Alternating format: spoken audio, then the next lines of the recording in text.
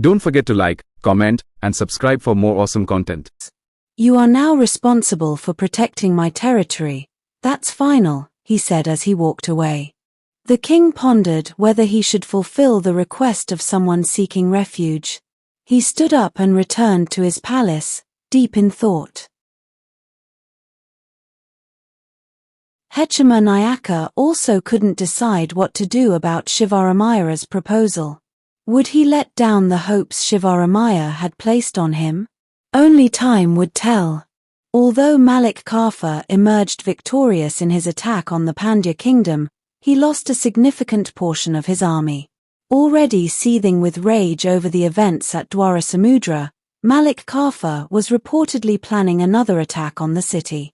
Upon receiving this information, Hechchamanayaka stationed some troops in Hampi and marched the remaining forces towards Dwarasamudra. However, Malik Kafur's plan was different. Due to his reduced army, he requested additional troops from Khilji to launch a successful attack on Dwarasamudra. But because of political turmoil in Delhi, Khilji couldn't send the troops. In the meantime, Malik Kafur, unwilling to attack Dwarasamudra with his current forces, prepared to raid small feudatories within the Kakatiya Empire. His eyes fell on Shivaramira's territory. Believing that Shivaramira's territory had already merged with the Hoysala kingdom, Prataparudra did not respond in time to stop the attack.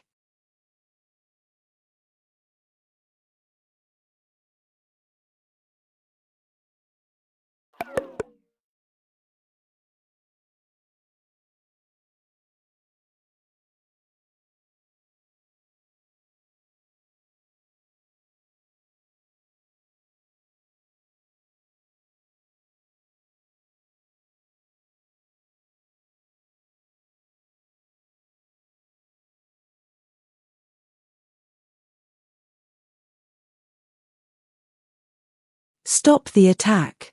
Due to the lack of timely information, Hechchamanayaka was also unable to prevent the assault. After Shivaramira's territory was captured, Malik Kafur set his sights directly on Hampi. When Hechchamanayaka received information through spies that Malik Kafur was preparing to attack Hampi, he quickly returned to the city with a small force, leaving the rest of the troops at Dwarasamudra for protection. Upon arriving in Hampi, he informed the king of Malik Kafur's impending attack.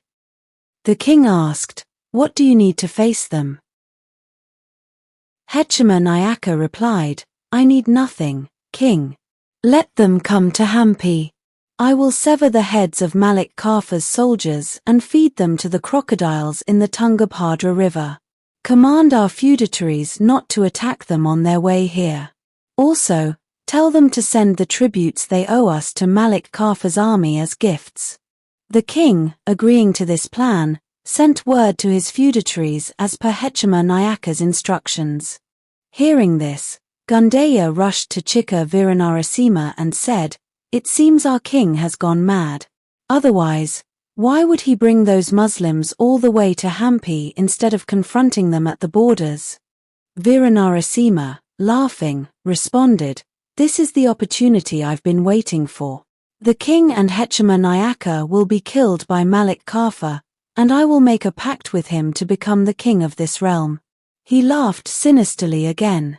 A military officer approached the king and said, "King, it seems you are placing too much trust in Hechchamanayaka.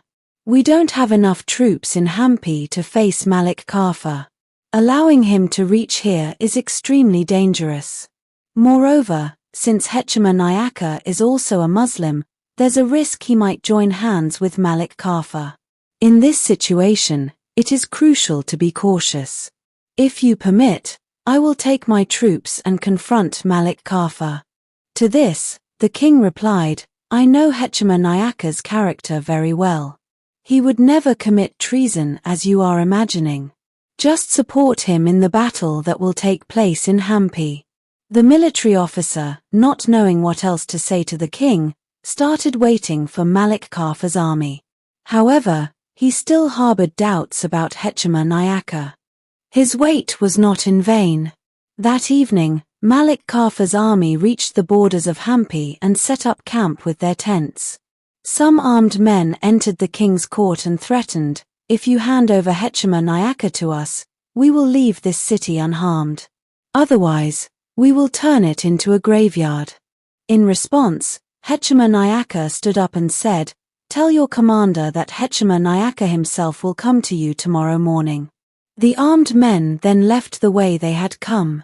The military officer present there could not understand what Hechchamanayaka was planning. The thought of what might happen the next day kept them awake all night in anxious anticipation. But Hechchamanayaka slept peacefully, knowing he now had the opportunity to kill the man who had murdered his father, right here in Hampi.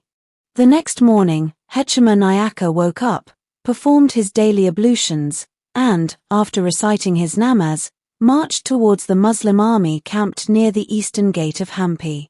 He was accompanied by many soldiers from the city as well as the Garudas. Upon reaching the location, he saw that the Muslim army was smaller in number compared to his forces. Although the Muslims were initially frightened upon seeing the Hampi army, Qasim reassured them, "They have not come to fight us. They have come to surrender." With this, the Muslims gained some confidence and stood their ground. The Hampi soldiers, all lined up in 4 rows, exited the gate and positioned themselves along the city wall. In front of them stood the Garudas, special forces soldiers dressed in blue, who had received elite military training. Leading them was Hechchamanayaka himself. Facing them were the Muslims, with Qasim standing at the front of their ranks. After a brief silence, Qasim shouted, "If you want to save your city from destruction, all you need to do is hand over the wealth you possess and surrender Hechchamanayaka, who dared to defy our commander, Malik Kafur. There's no need to bring a sword to cut down a single blade of grass. Agree to become vassals of our Khilji empire, hand him over to us, bow down before us, and leave. We will spare your city." Hechchamanayaka, with a slight smile, said, "Yesterday, I only promised that we would come here. I never said we would surrender to you." Qasim, growing furious, replied, "Why provoke our commander unnecessarily? If he had come here, this city would have already turned into ruins, just like Warangal. The only reason this place is still peaceful is that he hasn't arrived yet. Why provoke us? Accept defeat gracefully and become our subjects."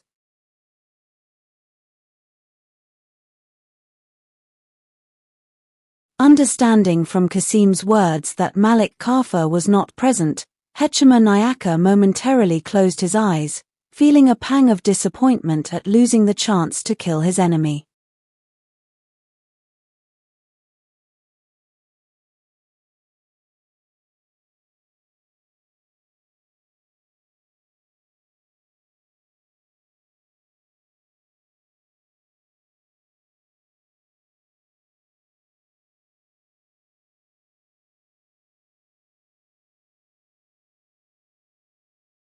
Kill his enemy.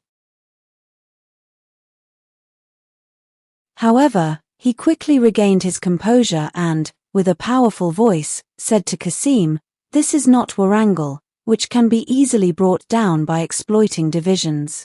This is Hampi, a symbol of unity. Instead of thinking about how to destroy our city, you should be figuring out how to leave here alive." As soon as they heard Hechchamanayaka's words, his soldiers understood that war with the Muslims was inevitable. They grabbed their weapons and shouted so loudly that their voices echoed off the surrounding stone hills. The situation, which the Muslims had thought would end peacefully, was now escalating into war, causing them to panic. Realizing that the situation was spiraling out of control, Makbul, the Muslim envoy, stepped forward and said, "Why use a brahastra on a mere sparrow? Our commander, Malik Kafur, sent this small army because it's a trivial task to destroy your small city. If you declare war against us, he will come with a vast army and wipe you and your city off the map. Why invite such destruction upon yourselves? Just hand over Hechchamanayaka, make peace with us, and that will be enough." Hearing his words, the Hampi soldiers began to laugh. But Hechchamanayaka, unperturbed, said to Makbul, "Hechchamanayaka is not someone who is frightened by mere words. Perhaps you don't even know who Hechchamanayaka is. The man standing before you and speaking with you is Hechchamanayaka himself. If you think you can, take me captive and leave." The soldiers around Hechchamanayaka laughed even harder at Makbul's naivete, not realizing with whom he was dealing. Though angered by their mockery, Makbul stepped closer to Hechchamanayaka's face and said, "What? Are you emboldened by having a larger army now? Don't you know we have a much larger army than yours?" Hechchamanayaka replied, "Oh, so that's what you're afraid of."